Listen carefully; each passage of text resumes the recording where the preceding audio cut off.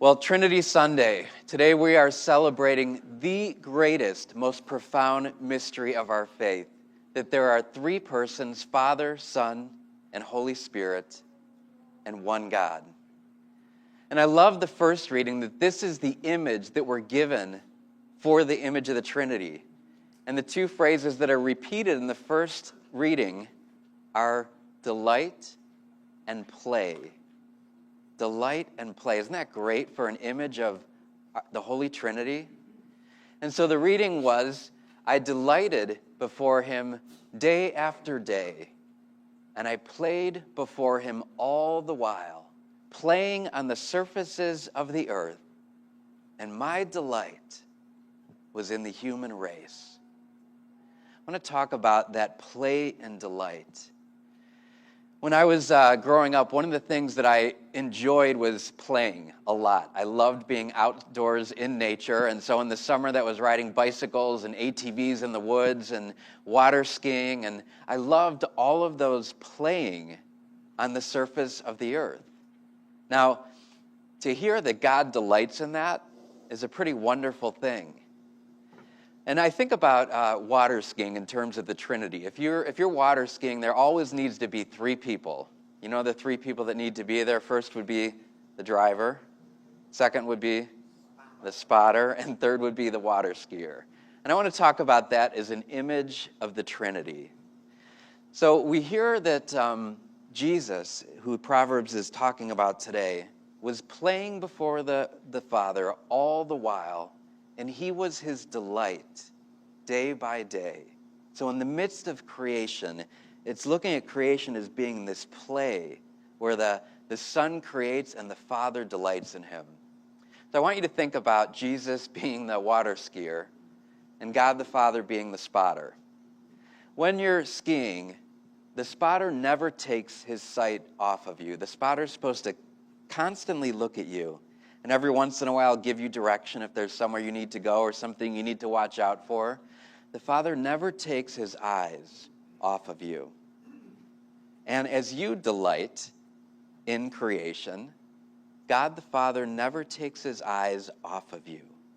He is constantly finding his delight in you as you play.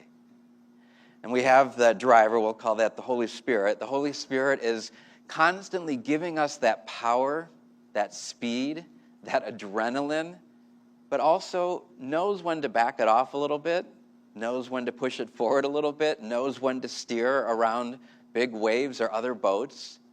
We have the Holy Spirit always guiding us. And I want to talk about that in terms of what it means to be invited into the Trinity. Now, not only do I love water skiing, but probably even more than that, I love teaching other people how to ski. And so now I'm really excited because I actually have great-grandchildren water skiers, not biological, but teaching them how to water ski. And to see generation after generation after generation learn what it's like to get up for that first time, to rise above the water, and to have that feeling of freedom and joy and just playing literally on the surface of the earth, on the water. His delight is in the human race. So he delights even more so in us teaching other people how to delight, in us teaching other people how to play. I want you to think about your own life for a moment. How much play is in your life? How much time do you allow yourself just to play and enjoy this wonderful creation that God has given to us? Think about your week, think about your day, think about Sunday. This is supposed to be a day of play. No work, just all play and enjoyment. And in our call, I think sometimes I think we take our call too seriously. And by that I mean, God invites us, oftentimes by play. He invites us into the things that we find enjoyment in. He invites us into a life that we find delightful. He invites us into play. Remember, this is the image we're given today of the Trinity. The Father, the Son, and the Holy Spirit delighting in the play of each other. And as we celebrate this Eucharist, we are invited to take that place of the skier. We're invited to take that place where God the Father now, when he looks at you, he sees his beloved Son, Jesus, and he takes nothing but delight in each and every one of you. And when you discover that call in your life, that discipleship in your life, then you will become like the spotter, and you will take delight in showing other people to Christ and inviting other people into this play. What a wonderful image of the Father, the Son, and the Holy Spirit. I hope that you make time this summer for play.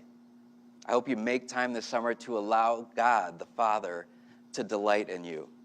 I hope you allow the Holy Spirit to give you that speed, that direction, that movement around the surface.